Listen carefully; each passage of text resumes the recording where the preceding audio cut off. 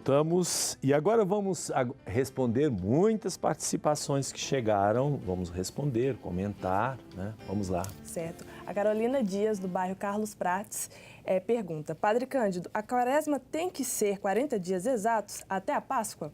Afinal, que dia termina a quaresma? É na sexta-feira da Paixão ou é no domingo de Ramos? Cada pessoa fala uma coisa, então fico perdida.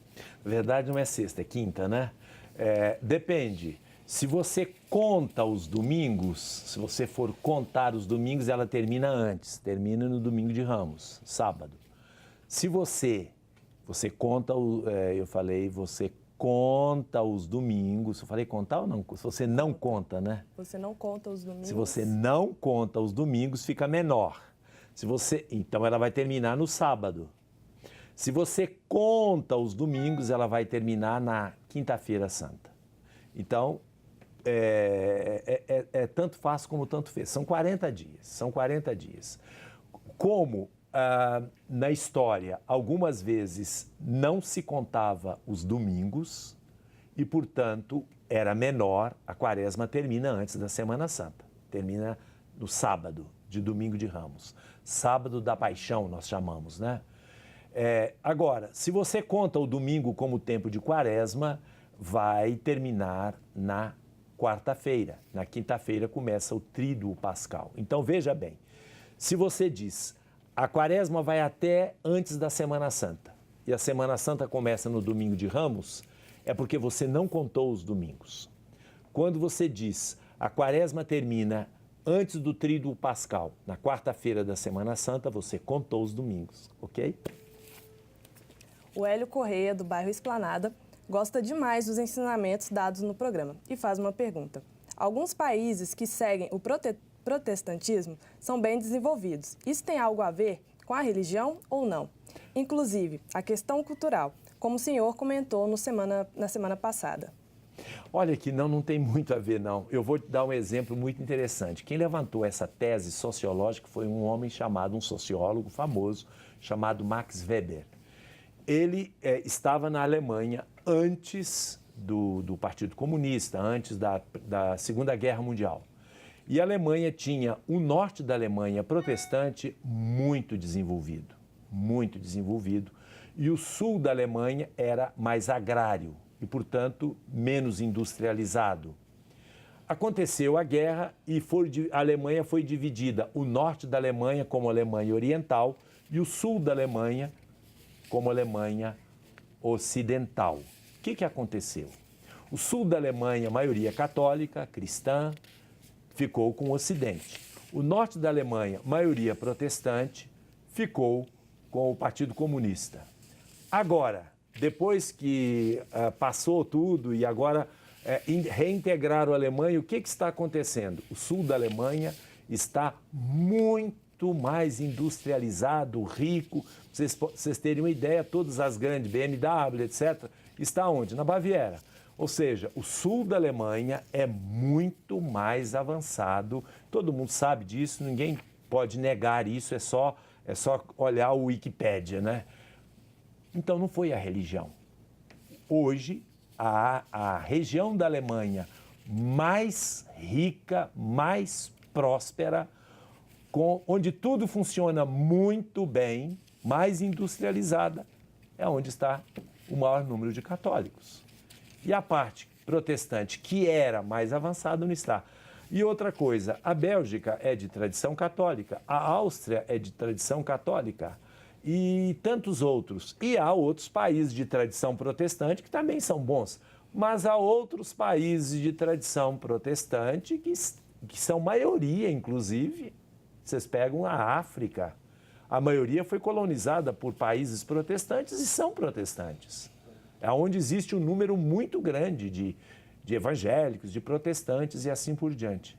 E nós conhecemos muito bem a sua situação. Não tem nada a ver com protestante, hein? Tem nada a ver com religião. Isso tem a ver com a forma de organizar as coisas, com a forma de se apossar dos bens e com a forma de distribuir a terra e assim por diante. É muito complicado, eu não sou expert nessa área, mas uma coisa eu posso garantir. Existem países protestantes muito industrializados, como o norte da Europa, a Escandinávia. Existem países católicos muito industrializados e pujantes, e a verdade também é. Agora alguém pergunta, por que a América Latina está assim? Não devia estar assim, tá? Porque a Argentina, por exemplo, esteve no primeiro mundo, agora está em quarto mundo. O Chile sempre esteve bem colocado, esteve no primeiro mundo. A mesma coisa acontece com o Uruguai. E por que agora estão nessa miséria? Não é por causa da religião.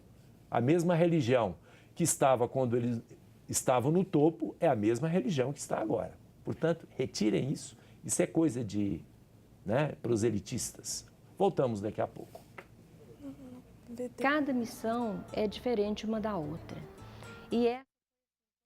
Nós vamos chamar o VT. Eu vi ali chamar, eu achei que era para chamar um intervalo. Então vamos chamar o VT, vamos chamar, tá bom? Cada missão é diferente uma da outra.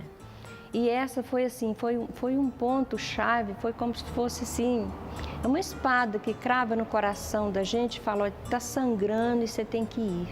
Para parar de sangrar, você tem que ir. Porque é uma experiência muito boa. O carinho das pessoas, o amor das pessoas, o aconchego, a vontade de conhecer Deus, da gente passar aquilo que a gente está sentindo e querer que a pessoa sinta a mesma coisa, sabe? É levar o outro ao encontro com Jesus. Então isso é o que o mundo precisa. A alegria de proclamar que Jesus é o Senhor da nossa vida e não existe outro.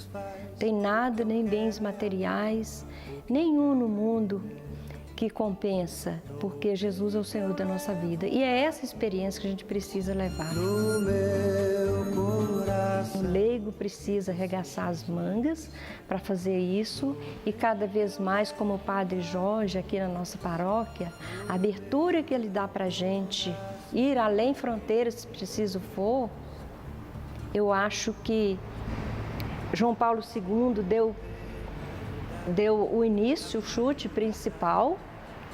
Bento XVI deu continuidade, teve a grandeza de renunciar, porque foi grande. E o Papa Francisco, a sua humildade de nos dar essa abertura do leigo, assumir. Mas assumir com garra, né? Não é com brincadeira, não. No peito eu levo uma cruz, no meu coração, o que disse Jesus. No peito eu levo uma cruz. Bom, aqui temos uma resposta da nossa diretora da TV Horizonte a respeito das pessoas que estão pedindo para que a TV Horizonte também possa ser veiculada através de outras empresas que não seja só a NET. Bom dia, a nossa diretora, a Cláudia, responde assim e eu passo para todos que estão perguntando. É nosso desejo também ter a nossa programação nas empresas que operam com transmissão via satélite, como a GVT e a Sky. Porém, infelizmente, não tivemos orçamento para tal.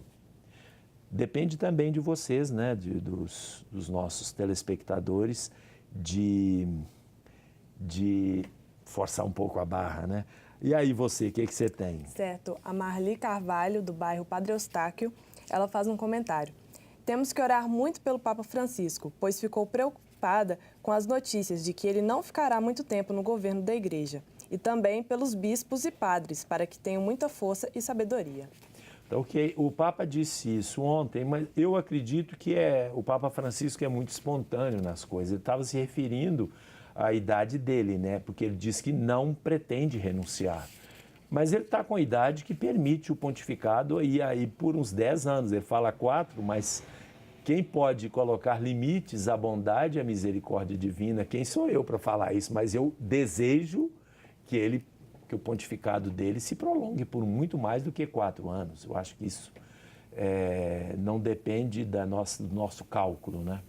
Sim, a Orminda Ferreira, do bairro Santa Mônica, faz um comentário. Gosta demais do programa e é muito bom que a CNBB se pronuncie sobre a situação do país. Que bom. Aqui o Ronaldo Bretz, ele diz assim, na Igreja Católica, na teologia católica, a Igreja reinará com Cristo. E quem serão as nações sobre as quais a Igreja reinará? Não, não são nações. Aqui não se colocam... Esse reino de Cristo não é um reino político de nações. É um reino que vai muito além de qualquer conformação, de qualquer limite, seja ele qual for, até familiar. Voltamos daqui a pouco para a conclusão do Questões de Fé.